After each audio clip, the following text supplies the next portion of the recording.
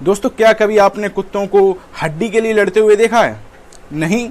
तो आइए आज हम आपको एक ऐसी ही लड़ाई दिखाने जा रहे हैं जो कि किसी हड्डी से कम नहीं है, और इस लड़ाई का नाम है टीआरपी की हड्डी। नमस्कार दोस्तों, मैं हूं अर्नब गोस्वामी और आप देख रहे हैं मेरे साथ एक बार फिर पूछता है भारत। और ये जो टीआरपी की हड्डी है वो इस समय हमारे देश में कुछ न्यूज चैनलों के बीच में छिड़ चुकी।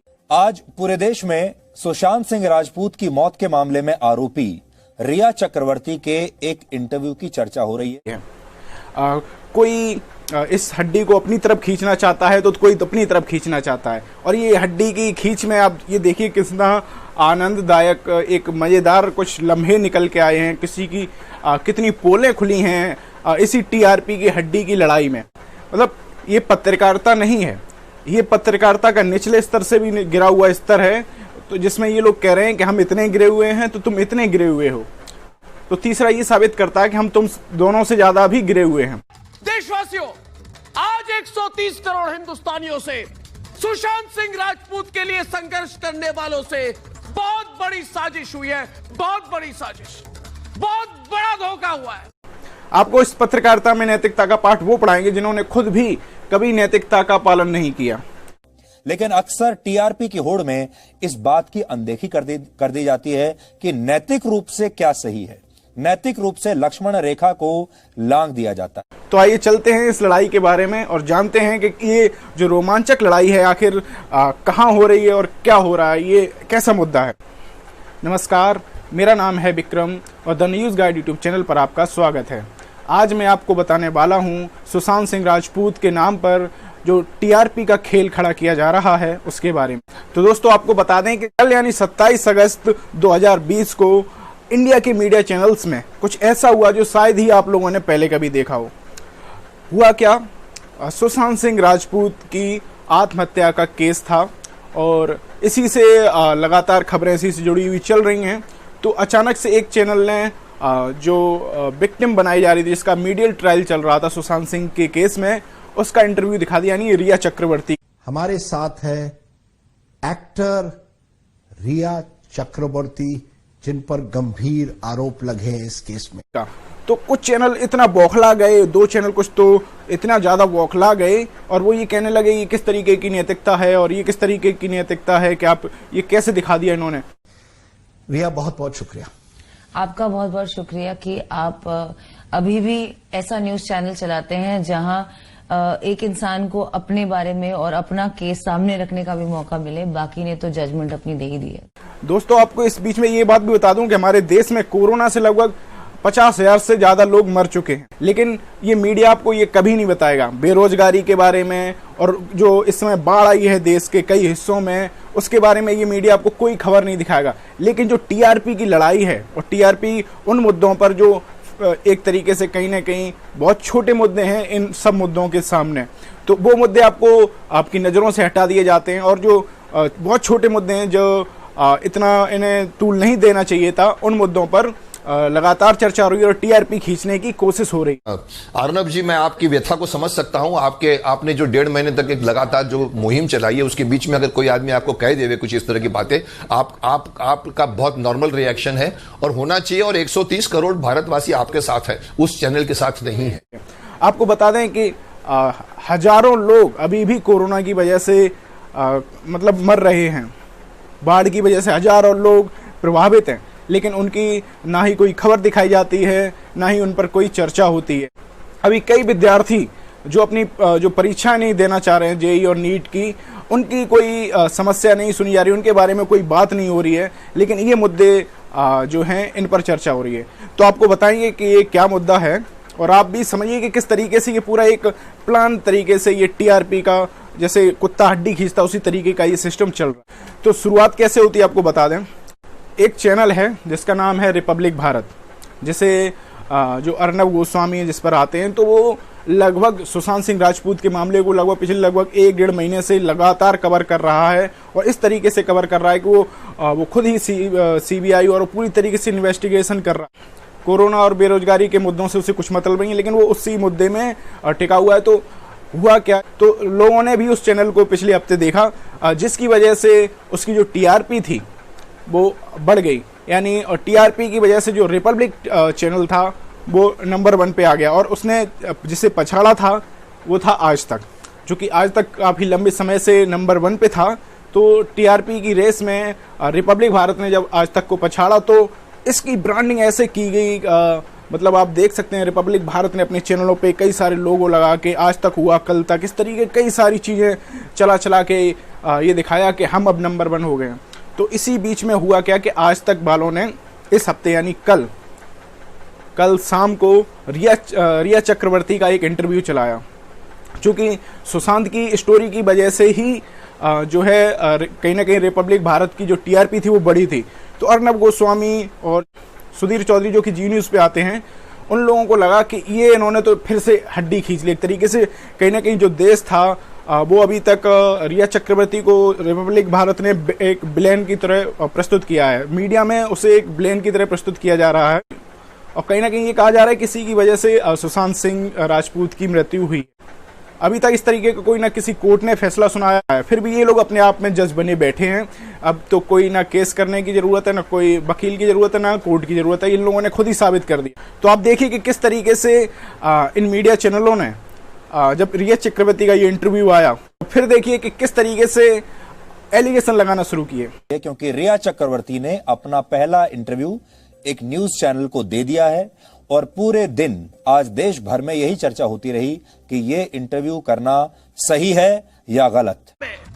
जो लोग सत्य की मुहिम के साथ नहीं जुड़े वो अब सत्य का संहार करना चाहते हैं, ये हम नहीं होने देंगे। तो आज तक पर जब रिया चक्रवर्ती का इंटरव्यू पूरे दिन चलाया गया, उसके प्रोमोस चलाए गए और कई बार उसका इंटरव्यू चलाया गया, तो इससे इन लोगों की जो है नींद उड़ गई। किसकी नींद उड़ गई? अर्नब गोस्वामी और सुधीर चौधरी की।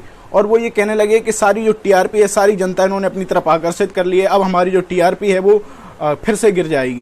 दूसरा फायदा पत्रकार को या चैनल को होगा, क्योंकि उन्हें ये बात पता है कि अगर उन्होंने ये इंटरव्यू किया तो छप्पर फाड़ कर टीआरपी आएगी।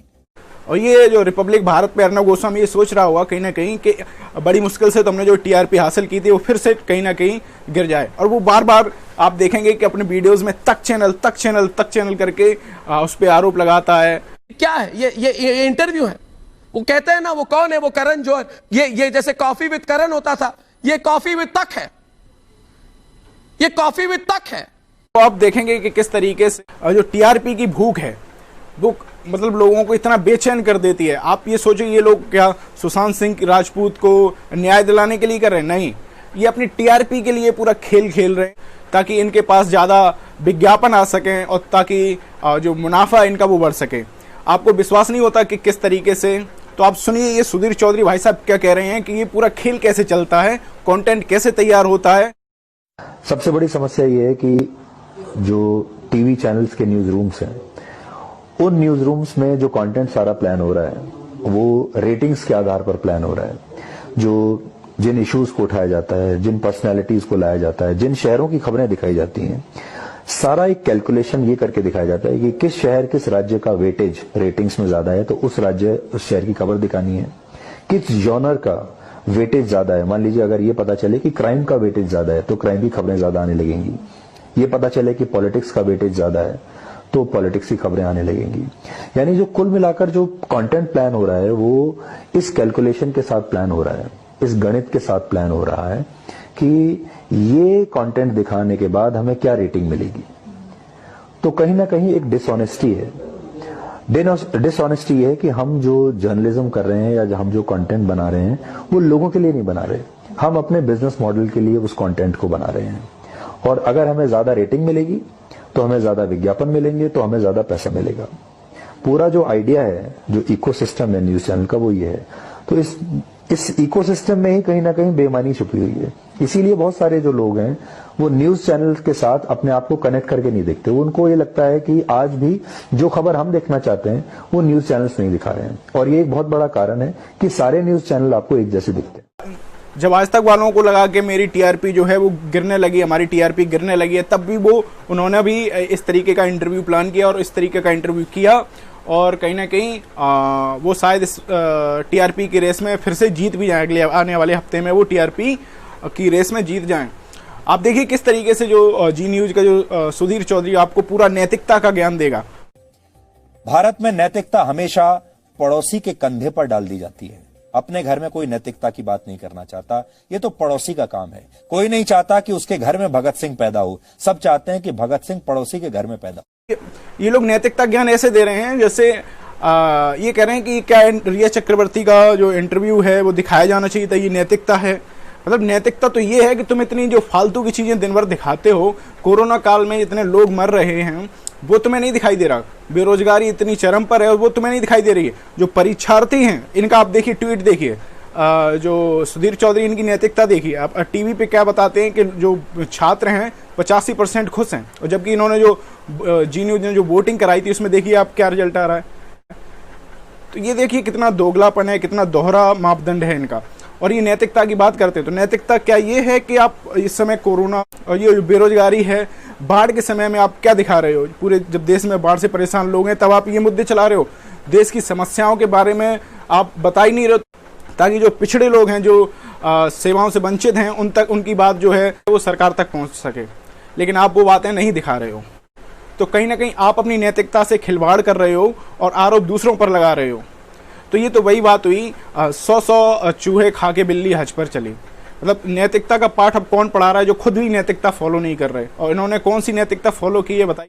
तो अब मैं जो स्टोरी बता रहा था कि किस तरीके से ये झगड़ा हो रहा, आपने देखा, अब वीडियोस भी देखी कि पूरा जो कोशिश है कि इन्होंने कैसे दिखा दिया, ये कैसे दिखा दिया। तो ये पूरा खेल है टीआरपी का, और हर कोई टीआरपी में जीतना चाहता है और ज़्यादा से ज़्यादा रुपए कमाना चाहता है। उन्हें क्या मतलब है किसी को क्या न्याय मिलेगा, और कितने लोग मर रहे हैं हर दिन, कितने लोग कोरोना की वजह से मर रहे हैं, और कई किसान हैं जो आत्महत्या कर रहे हैं क्योंकि उनकी जो फसल है वो उस तरीके से उसके सही दाम नहीं मिल रहे हैं, और कई किसान ऐसे हैं जो कर्जे में होते हैं और फिर आत्महत्या कर लेते हैं। आपने भी कई सारी ऐसी खबरें पढ़ी होंगी। तो लेकिन ये लोग इस पर चर्चा नहीं करेंगे। और आप देखिए कि कितनी सारी घटनाएं हो रही हैं यूपी में। एक लखीमपुर खीरी का आपको केस पता ही चला होगा, कितना भयावह केस है वो, आप पढ़ लीजिए सोशल मीडिया पे या फिर जहाँ पे आपको मिले। लेकिन उस पर चर्चा नहीं होगी। चर्चा केवल इस बात पे होगी कि केवल जो ऐसे मुद्दों पर होगी जिससे जो सरकार है, केंद्र सरकार है, उस पर कोई सवाल ना उठा सके, और जो गरीबों के मुद्दे हैं, जो आम जनता के मुद्दे हैं, उन पर कोई चर्चा नहीं होगी। तो ये पूरा खेल इनका टीआरपी का, और इनकी आज वो देखिए कितना एकदम लड़े से जा रहे हैं, मरे से जा रहे हैं टीआरपी के लिए। तो आप खुद तय कीजिए और ये देखिए कि ये क्या चल रहा है। और कुछ इन लोगों का ज्ञान भी सुन लीजिए। मतलब ये कह रहे हैं कि रिया चक्रवर्ती का इंटरव्यू क्यों चला दिया, लेकिन रिपब्लिक भारत वाले खुद अभी कुछ दिन 2-3 दिन पहले एक सोशल मीडिया पर वीडियो वायरल हुआ था जिसमें वो रिया चक्रवर्ती के घर में कैमरा घुसेड़ के दिखा रहे थे। देखिए यहाँ पर रिपब्लिक भारत चल रहा है और ये देख रहे हैं, वो देख रहे हैं। मतलब आप उनकी एक तरफ उनकी एक एक्टिविटी कैप्चर करना चाह रहे हो, और सब कुछ उनके आसपास पड़ोस मोहल्लों से बातचीत करना चाह रहे हो। आप देखिए इस वीडियो में कैसे आस पड़ोस के जो लोग हैं उनके मुंह में माइक घुसेड़ के ये लोग बातचीत करने की कोशिश कर रहे हैं। लोग कह रहे हैं जानी मैडम आप बात क्यों नहीं करती रिया चक्रवर्ती से, आपकी सोसाइटी के लोग हमें कह रहे हैं आप रिया चक्रवर्ती के घर से बात क्यों नहीं करते हैं, तो आपकी सोसाइटी वाले तो उन्हें कह रहे हैं हाँ अच्छा आप क्यों रोक रहे थे, अरे वो उधर क्यों कर रहे भाई, आप क्यों रोक रहे होगे। मतलब सबसे बड़ा दुख ये है इन लोगों को कि रिया चक्रवर्ती ने हमें इंटरव्यू क्यों नहीं दिया, उन्हें क्यों इंटरव्यू दे दिया। और दोस्तों आप लोग क्या सोच रहे हैं, ये लोग चाहते हैं कि ये केस जल्दी खत्म हो? नहीं, ये लोग तो चाहते हैं कि जितना लंबा चलेगा उतना इनकी टीआरपी और उनके जो डेली के शो हैं इस टॉपिक पे बनते रहेंगे। तो आप सोचिए अगर मान लीजिए आज कोई रिजल्ट निकल के आ जाता तो कल से इनके पास क्या मुद्दा रहेगा, कल खत्म सारा कुछ। तो ये चाहते ही हैं कि ये मुद्दा लंबा चले, और ये जो बात है एक किसी एक को ब्लेम बना दिया जाए, रिया चक्रवर्ती को टारगेट। अभी हम रिया चक्रवर्ती को निर्दोष नहीं ठहरा रहे हैं, लेकिन जब तक कोर्ट कोई फैसला नहीं दे दे तब तक हम उसे दोषी भी नहीं ठहरा सकते। आरोप है, ठीक है, आरोप जब तक है तो आरोप तो कई लोगों पर लगते रहते हैं। तो इस मामले में उनका पक्ष भी जानना जरूरी होता है, दोनों पक्षों की बात सुननी जरूरी होती है। अब सीबीआई इन्वेस्टिगेशन कर रही है तो उस पर हम लोगों को भरोसा करना चाहिए, और जब रिजल्ट आ जाए तो हम सबको उससे सहमत होना चाहिए। हम लोग भी इस बात से सहमत हैं कि अगर सुशांत सिंह राजपूत के साथ कुछ अनहोनी हुई है तो उसकी सच्चाई हम लोगों के सामने आनी चाहिए। लेकिन ये जो मीडिया ट्रायल हो रहा है, जिस तरीके से ये अपनी टीआरपी बना रहे हैं मीडिया ट्रायल के जरिए, और दोस्तों इस मीडिया ट्रायल की वजह से ये लोग जो जरूरी मुद्दे उन्हें दबाए बैठे हैं। जैसे कोरोना, बेरोजगारी, जो छात्रों की समस्या है, उन पर कोई चर्चा नहीं हो रही है। बाढ़ के बारे में कोई चर्चा नहीं हो रही है, केवल इसी मीडिया ट्रायल की वजह से सारी की सारी चीज़ें इसी एक ही टॉपिक पर घूम के रह गई हैं। ऐसा प्रतीत हो रहा है कि सारा सब कुछ जो है वो इसी के पूरा जो देश है उसकी केवल एक ही समस्या है, वो सुशांत सिंह राजपूत की मृत्यु कैसे हुई, सबसे बड़ी समस्या यही है। हम सब चाहते हैं सुशांत सिंह राजपूत को न्याय मिले, लेकिन उसके अलावा भी जो देश में घट रहा है, हजारों लोगों की जान कोरोना की वजह से जा रही है, बाढ़ की वजह से कई लोग प्रभावित हैं, उनके बारे में भी मीडिया पर बात होनी चाहिए। लेकिन ये सारी बातें दबा दी जाती हैं, इनके बारे में कोई चर्चा नहीं होती है और आपके सामने एक झूठ परोसा जाता है, एक ऐसा प्रोपोगेंडा तैयार किया जाता है ताकि आप सब कुछ भूल जाएं और सिर्फ अपना जो दिमाग है वो एक ऐसी थ्योरी पर लगा दें, एक टीआरपी, जो इससे उनकी टीआरपी भी बनेगी और उनका प्रॉफिट होगा, आपको कुछ नहीं मिलेगा, आपका नुकसान ही नुकसान होगा। तो आप तय कीजिए अब आपको क्या करना है, ये टीवी देखना है या नहीं। दोस्तों, मेरा ये प्रयास आपको कैसा लगा, जो मीडिया का जो चरित्र है उसके बारे में हमें कमेंट बॉक्स में ज़रूर बताइए और हमारे चैनल को सब्सक्राइब करना ना भूलिए। धन्यवाद।